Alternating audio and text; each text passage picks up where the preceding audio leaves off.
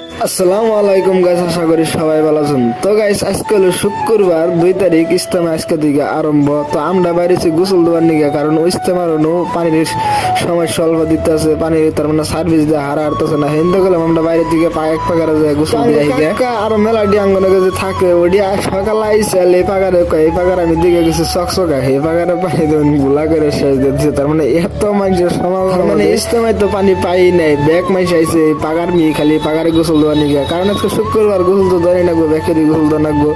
তো ব্যাকে বলে এই পাকারে পানিটা একবারে গোলা হয়ে গেছে। আঙ্গ কাকা বারে বারে করতেছে যে এই পাকারে বারে আমি সকালে দিয়ে গেছি। আঙ্গ নগেকার কাকুর তো পুরা রাগ উঠে গেছে গা, কয় তগজুর না আমি সকালে গোসলটা দোয়ালাম না। দুই ভাই না থাকলাম দিয়ে গোসল দিয়ে।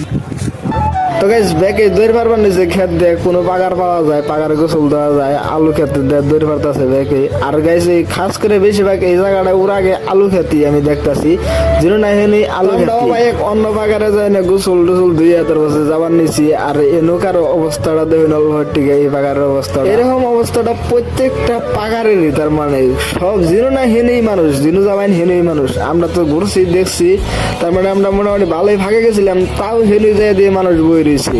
আর এইরকম মানুষে গোসল দেওয়ার নিচে হাই তো গাইস, এইলো পরিস্থিতি।